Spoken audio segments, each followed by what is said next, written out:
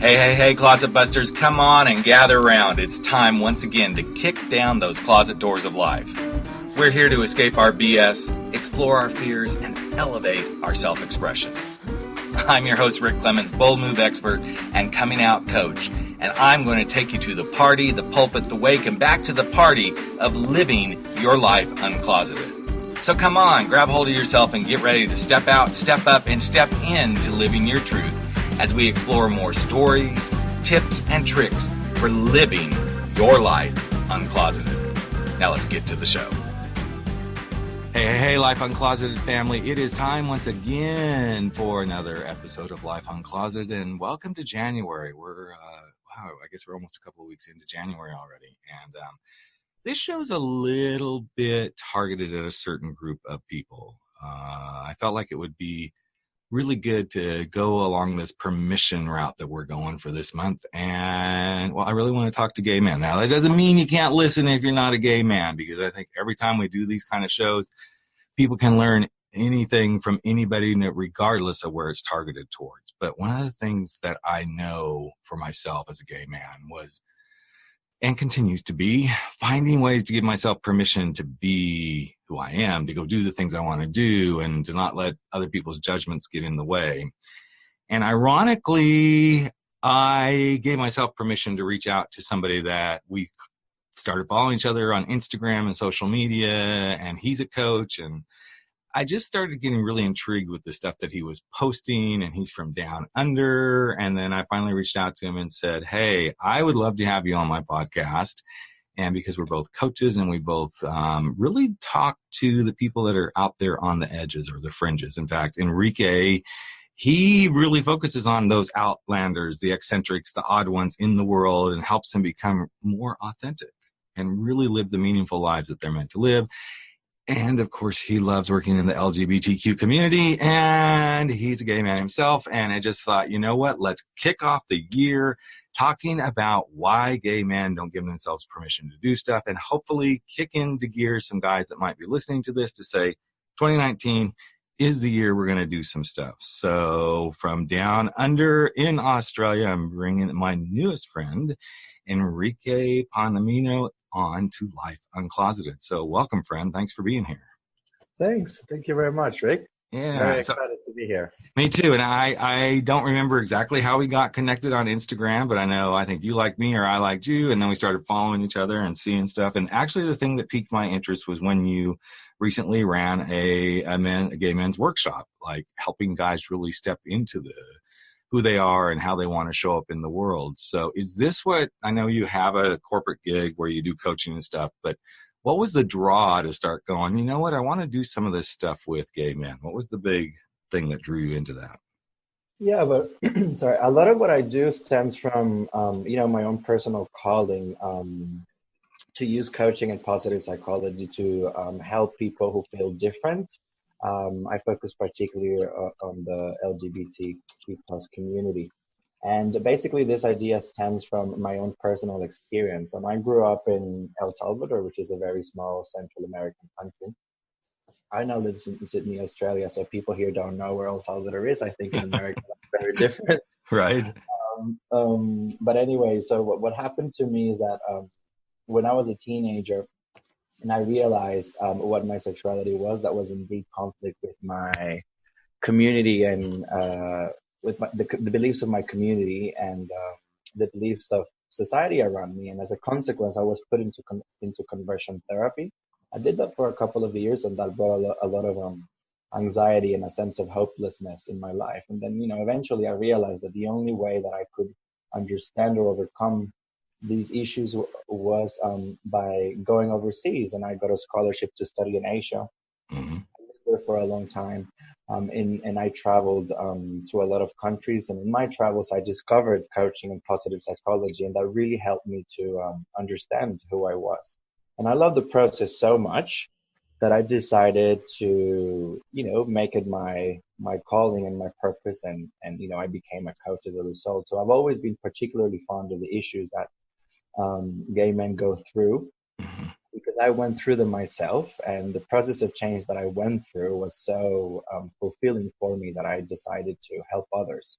And this is where the idea of running these workshops come from, just spaces where men can feel safe to talk about their issues and find a better sense of self, a better sense of purpose, and, to find how to be more authentic beings.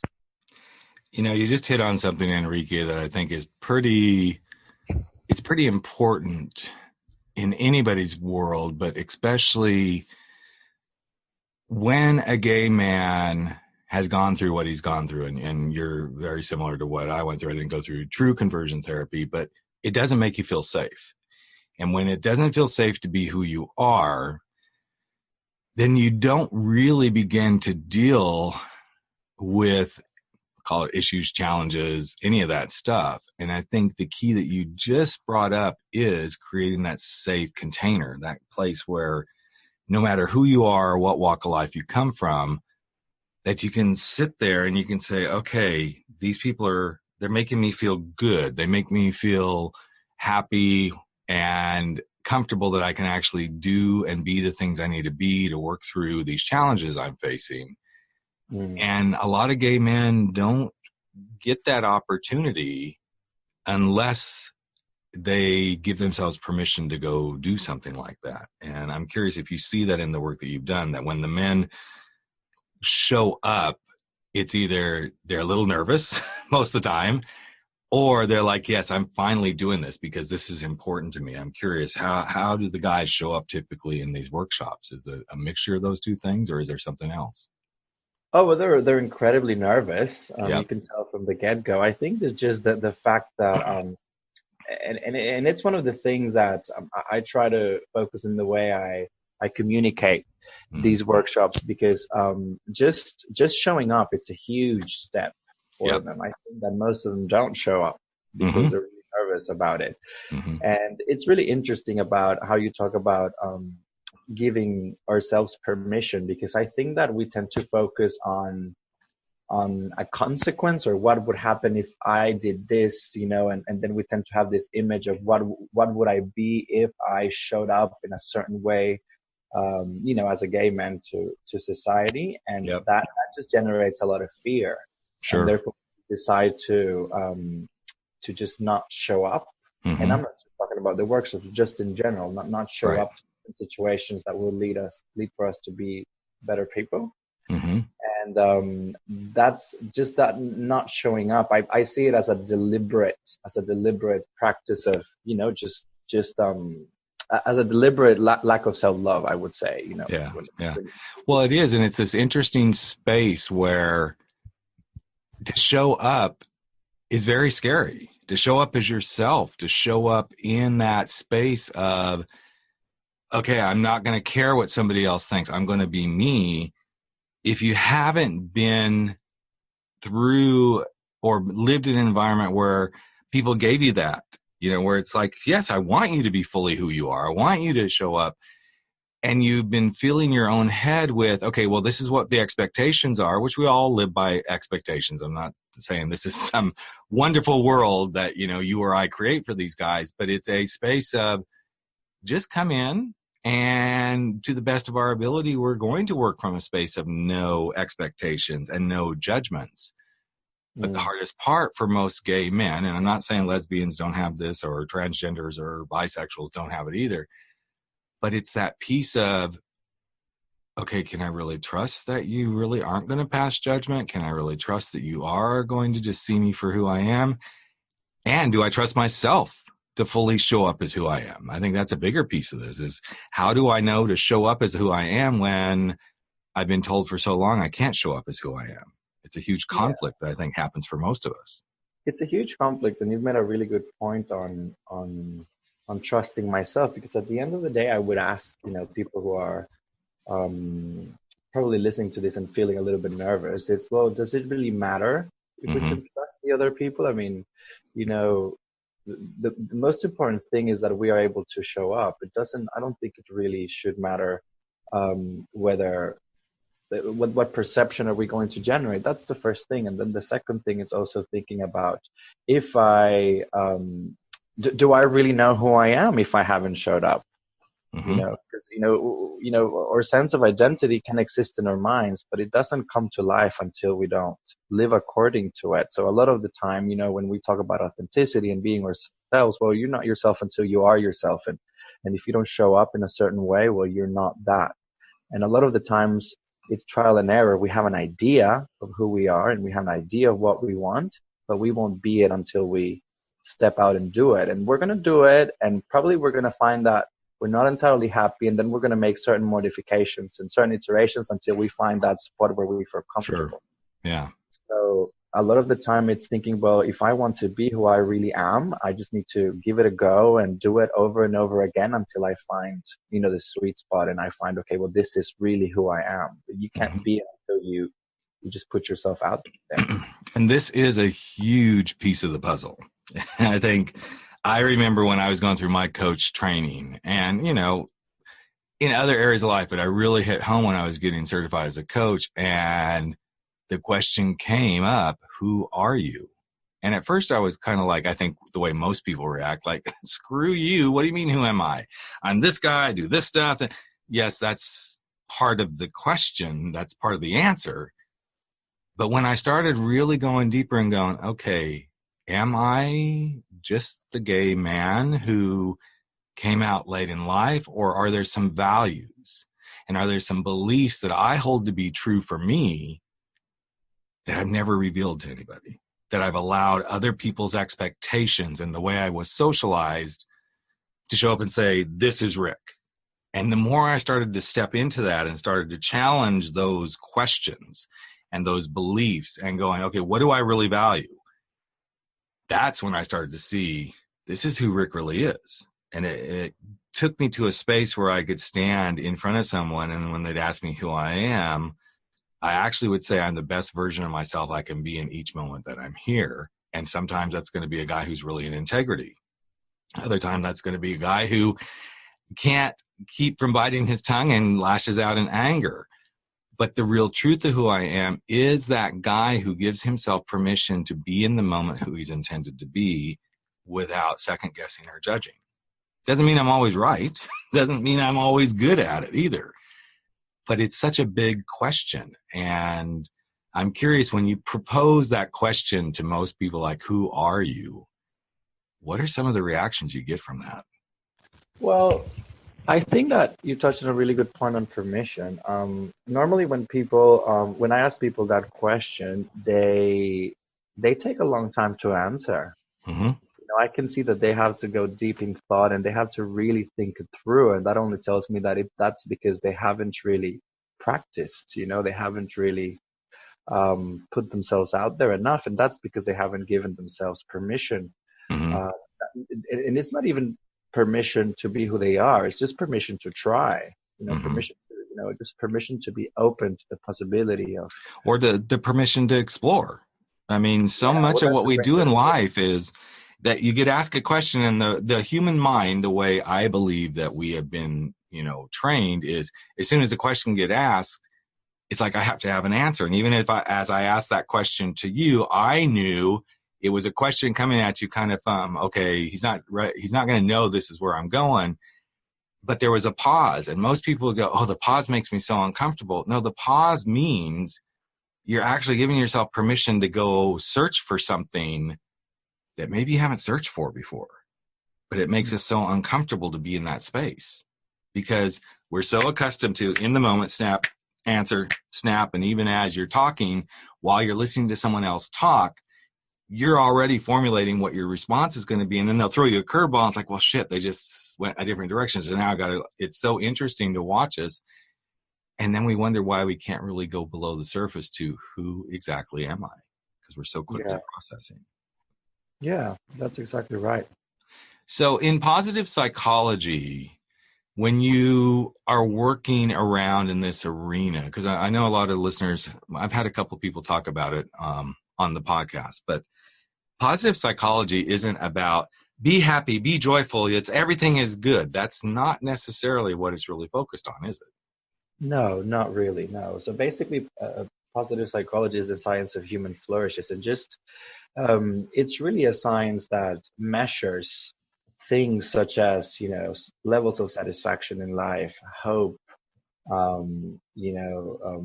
happy you feel with certain situations. But it's just more using science and psychometric assessments to measure the levels, and also causing interventions in people's lives and saying, well, how am I going to focus on what's good so I can achieve what I want to achieve? I'll give you an example. So something that I do with my clients is that I'm a strong believer on people's strengths and focusing on those strengths as opposed to weaknesses. So what we do is we do certain psychometric assessments where they would get a list of the things that they are really good at.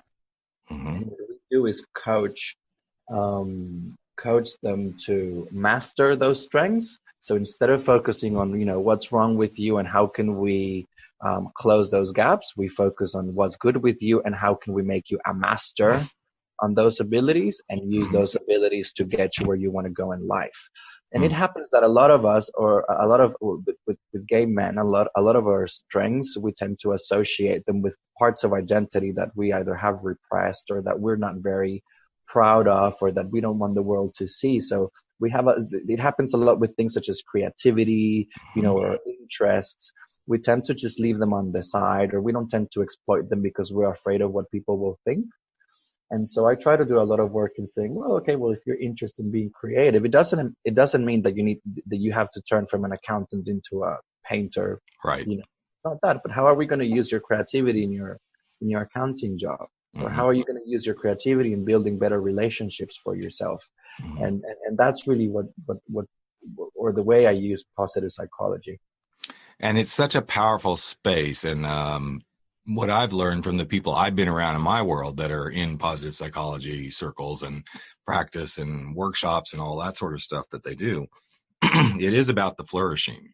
I think so often when we try to do things, so I'll use an example of one of my clients who's really been struggling to get back out on the dating scene, and, he's focusing on, being in good shape. He's focusing on eating healthy, which are all great things. These are all pieces of the puzzle, so to speak. But then the moment he tries to get back out there, whether it's putting his, information up on a dating site or going out with friends, mixing and mingling at a party, or, going to the bars, which is really the place that I'm like, okay, that's kind of like your last resort, buddy, to go hang out there. He starts to focus on, well, but, I'm too old, and, I haven't dated anybody in 6 years, and, people look at me and they turn their head away. It's all the stuff that's the negatives. Instead of focusing on, okay, what is it you do really well? So a few weeks ago, we were having a conversation, and he said, I just have so many friends. And I knew this, and I've been waiting for him to bring something like that up so I could see if I could grab onto it with him and go. And I said, so if you have so many friends, what makes you a good friend? And what is it that you do in friendships that makes you attract people? And he started talking about it. And I said, okay, so now what would happen if you took all those skills, those things that make you a good friend and attracts people to you from a friendship perspective and brings you joy by being in friendship? What if you took those things and started to focus on those things as a way to bring a man into your life?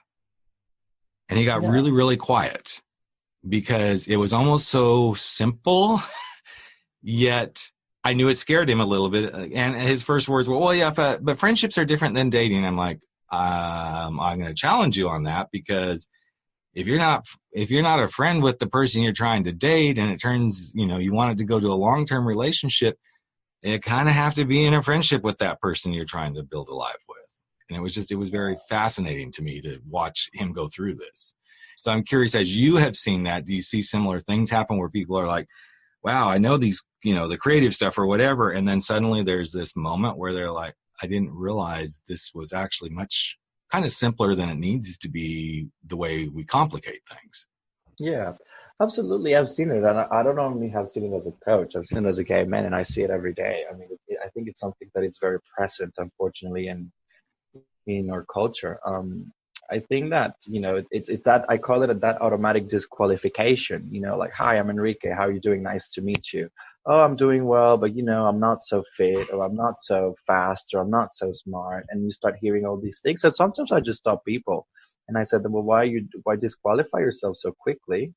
And especially, and I tell my clients, imagine that you're on a date and you sit down and you start to eat dinner, and the person you're dating, they start telling you how bad they are at work, or how unfit they are, or how incapable they are for certain things. Well, how are you going to feel after 15 minutes?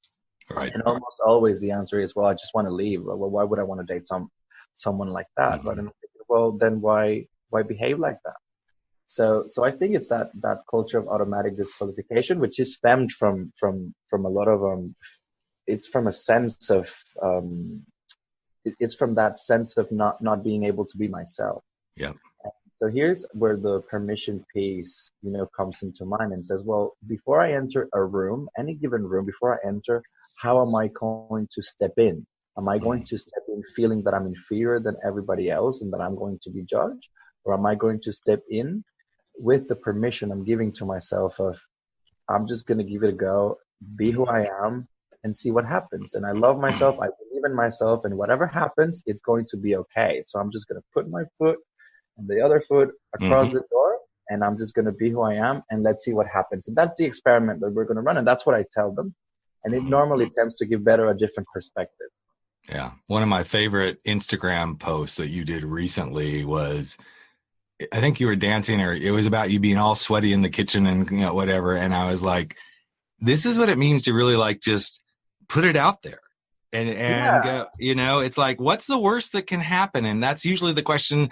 People go, oh yeah, but what's the worst? I'm like, no, I want you to stay away from those kind of questions. I'm like, you're going to put this out there. You're going to be all sweat. And it's funny because I'll tell you in a minute why I laugh so hard at that one. But what would it be like to put it out there and go, okay, now what's the best possible thing that can happen by somebody seeing me be this sweaty mess and dancing and all this sort of stuff? Well, actually, it might be that somebody sees you and go, wow, if he can be that honest and out there, I wonder what he's like in person when we're just having a conversation. And too many people shy away from what's the best thing that can happen. And they go immediately for, oh, if I do that, what's the worst thing that's going to happen? Or people are going to, suddenly we're in that whole negative spiral, and then they don't do anything. And then they don't find their way to give themselves permission to do anything. And the next thing they're not doing is they're not making some big, bold move they really, really want to make. And of course, then they're miserable because they're not living life the way they really want to. But, And I think that the most important thing with these things is that the other people, they only care a fraction or not even care at all about what we do. So a lot of the time, we go thinking, well, what's the worst that can happen? And then I think that for that, the best thing is just to ask people. I mean, if you're really afraid of what other people will think of you or of the way you show up, just give it a go. Either ask or don't ask, just be it and just see people's reactions. And I think that 9 times or even more, 9.5 times out of 10, you'll realize that people won't even notice. Right. Sometimes you think, oh, I'm going to wear this particular shirt or this type of, or these shorts or this particular clothes. And, and people don't even comment because they just feel, oh, well, that's who they are. I'm not even going to, or people don't normally say anything if it's not to compliment. And if people are telling things that are negative, I would question the worth of hanging out with people who would notice and things like that. So I just think that the more it's deliberate practice, right? So you just have to do it over and over again, be yourself over and over again until you first realize that what others think, it's not really there. And the other thing is that you understand who you really are and what you want from life. Yeah. And I just resonate so much with what you just said, because one of the things that went through my mind as you were saying that is we give so much power to other people who really aren't even asking for it. They're not waiting there going, okay, so give me permission to comment on how you look. Give me permission to comment about how stupid you are. And most of us aren't walking around going, okay, when Enrique comes on this podcast, I'm just going to wait for him to say something and then wait for him to like give me permission to criticize him. No, that's not, I'm here listening to what you're saying going, okay, cool. And too often, and again, I'm going to come back to our gay brothers, we give away so much power by the expectation of trying to fit in with someone and trying to be part of, our gay culture in a certain way. And yes, certain groups, there's going to be certain groups that you try to fit in and some that you don't. But too often what I find is so many gay men give away all their power out of the expectation to fit in when they could actually fit in if they would just really be who they are. And if they don't fit in with a certain crowd, then guess what, boys? That's not who you're supposed to be fitting in with. Go find the crowd you're meant to be with. Find the circle of friends and let that be who it is. And so back to the sweating thing, I sweat profusely all the time. That's just, when things happen, whether it's I'm exercising or if I'm like cleaning the house, and especially when I go to get on stage and speak, I know this is one of those things. And I was in Tokyo doing my TEDx, and in the middle of it, those who've seen it know that in the middle of it, I'm sweating, and I made a joke out of it and pulled out a handkerchief and wiped my head, and it's just kind of become that signature thing I do. What's interesting, though, is the more that I recognize and make it part of the acknowledgement, the less I sweat. It was in my own head that I'm thinking, oh, God, people are going to look at me. They're going to see this. They're going to see me sweating. Okay, now I know this is part of who I am. I acknowledge it. And the more I let that be acknowledged, not like I walk in the room and go, okay, folks, I'm here for this party. I'm just letting you know I'm going to sweat like a pig here in about an hour. No, it's more I acknowledge within myself, okay, I know this is going to happen. So I make sure I have some handkerchiefs. I make sure that I watch what I'm drinking if I'm at a party, because I know that certain things that I drink, if I drink too much red wine, that's going to cause it to happen.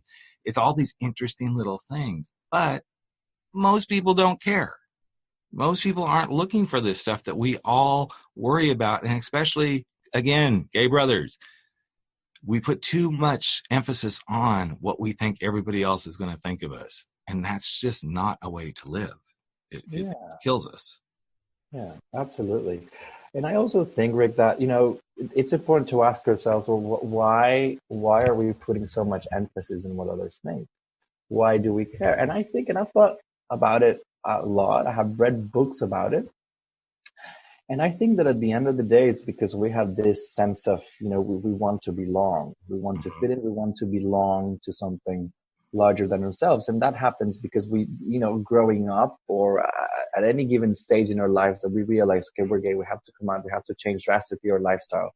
That sort of, comes with a feeling of I don't belong where I am today. And therefore I want to be somewhere new. And when we step into the gay world, we realize that we don't belong either. Right. And then, belonging, it's about assessing a situation and becoming, or not belonging, but fitting in. It's about assessing a situation and becoming who you need to be accepted. And I think that a lot of us become really good at this. I assess the situation. I am someone whom not to be accepted. We are accepted, at work, at school, but that's not what fitting in is never going to give us a true sense of belonging. I think that belonging, it doesn't require us to change who we are. Belonging requires us to be ourselves. So that's where the true belonging happens.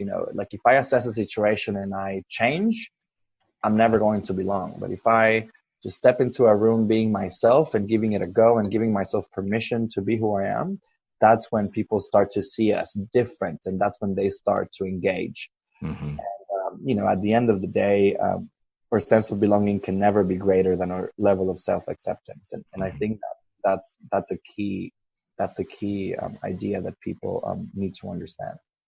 And what you just said is really important. That sense of belonging is no greater than our sense of our self-worth. It's probably the hardest thing for most of us to get past. But if you want to belong, you have to belong to yourself first. You truly have to belong to you. And so many people struggle with this, especially gay men, that I find it's helpful to have them define, tell me what belonging really means to you. And then they'll come back with, no, I know that. I know it means wanting to fit in, to have friends, but tell me what belonging really means to you. When you belong, what do you feel? What do you experience? Have you ever felt like you belonged? A lot of people don't feel like they belong, so they can't even describe what the feeling feels like. So then I'll say, okay, if you could describe what you believe the feeling of belonging would feel like, what would that be? And the most interesting, consistent answer I get is feeling secure. Belonging makes me feel secure. And so it's an interesting space to start to do the work with people, especially gay men, is what do you want to do that would make you feel secure? Now we're starting to get somewhere. It's like, let's work towards this. Let's step into this. What are these things that we define? And again, we say these words like, oh, I want to fit in or I want to belong. We're just scratching the surface. We haven't gone underneath. Okay, but what does that really mean to you? Belonging could be, I don't want to wake up in the mornings anymore and feel like I can't get through the day unless I've got a circle of people around me. Belonging would mean I wake up in the morning and I'm totally good if the entire day I spend it with myself. And these are these interesting layers that as we start to peel it back, and yes, and I know Enrique's going to agree with what I'm about to say, it takes work, but it's the work that you put into it for yourself, not for other people. Absolutely. And I think, like, as in everything, it's something that I try a lot with my clients, and it's, let's do baby steps. Okay. So just think, okay, a meeting at work, I'm going to talk about something that I like. Mm-hmm. I'm going to say something that, something about myself, just one thing, and just try to see how others react to it. Right. And it's about showing up, giving yourself the permission. During a meeting, if somebody makes a joke, well, I'm going to try and make a joke or something that I find funny, and I'll just see what happens. Sometimes the result is favorable, sometimes it's not. But I think that regardless, it's very liberating, because that's when you start to discover your identity. And I think a key point to understand is that we can't be who we are until we are it. We have to give it a go, and we have to practice. And it's not something that comes out by speaking once. We just have to do it over and over again. And that's when we're going to find our true identities. I love that phrase, that we can't be who we are until we are it. And that's a pretty deep thing, but the more you give yourself, and so here we go, we're going back to this permission piece. The more you give yourself permission to go, okay, but what is my it? What is my who? What is it really? If I was and the extreme thing that I do with clients a lot is, okay, I want you to just imagine for the moment, you are the only person on the planet. Who would you be? What would be your it? There's nobody else telling you, you get to do this. The planet is yours. Who are you? And what is your it? And it's a really big question, because it takes you, just even as I say the question, and because I've used this numerous times, even on myself, I know the mind starts to roll like, wait, you're telling me I can't have anybody else's influence on this or anything? No, you just get to go do this. That's where true permission comes to, like, okay, I'm going to open up. I'm really going to go on this deeper exploration and figure this out and give myself that true permission to say, okay, I actually can do this. I can actually go do this without somebody else's influence. Yeah. So I'm curious, Enrique, before we wrap up stuff here, when you get this beautiful opportunity to work with gay men, especially gay men, since we're both kind of in that, we're both gay and we've done this work. What is the most common thing that you see that gay men struggle with? And I'm not talking about alcoholism and drug, and I'm talking about, what is something you see over and over when they show up to do this work? Is there some pattern you see? Is there a common feeling they have that, you're like, okay, been there, done that, seen this? Is there something that really crops up for you? Yeah, I think it's very evident, and it's an underpinning fear, underpinning general fear of being ourselves, which really translates into a lack of self-confidence. Yeah. But the thing is that we are really good. I think gay people are really good in masking that, and like we can't really see it a lot of the time. Yeah. But it's there, and it's it's that fear of being ourselves, and people don't know who they are because they don't even give themselves the opportunity to try. And that's definitely the common denominator for most of the issues, I think. And I think that's sometimes it's a cause for some of the things that you mentioned as addictions and things like that they just go into a threshold of probably more mental health related issues. Yep. But I think it's a lot of the time is that fear of, not knowing who I am, because I'm afraid of of just being myself, and that stems from things like lack of self-worth. Mm-hmm. We don't think we're valuable. We don't think we're deserving of love and affection. We don't think that we're deserving of belonging. Yep. And then so we tend to do a lot of things, and we do great things, to be honest, to fill those gaps. So we become really good professionals. We become great looking beings. We go to the gym. We buy really nice things, but the only, and that's all fine, but the issue with that is that we start to put our value or sense of worth in those particular things. So then, sorry, I become valuable because I have a great body, or I have become valuable because I have great things, or I become valuable because I'm really good at my job. But the thing is that what happens when these things goes away? What happens if I gain weight? So what happens if I lose my job? Then I lose my worth. And I think that's the big danger of falling into those traps. So it's I think so true. So true. In fact, I just had a conversation with a client who's struggling at this stage, and he's definitely fairly new coming out of the closet, but he has defined himself early on as somebody who's really good sexually. He's like, I know I'm, the guys always tell me I'm such a great, lover, and it's always great sex with me. And now suddenly he's hitting a wall because his own value system is kind of catching up to him. He's like, but I want more than just sex. But he's defined himself so much by I'm a really good lover. And he's struggling to have a more intimate relationship with guys because he doesn't know how to do that. And what's so interesting about it is he actually did the same thing when he was married to his now ex-wife.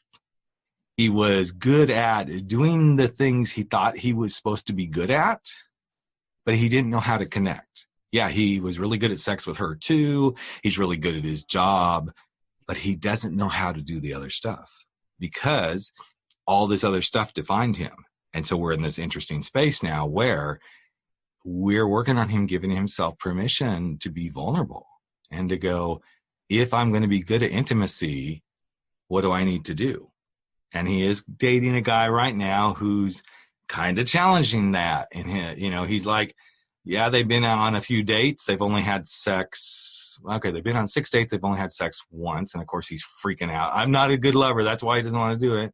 But then what I hear is the guy he's dating saying, I'd rather just spend some time and let's have some nights just sitting on the couch holding hands and, all this sort of stuff.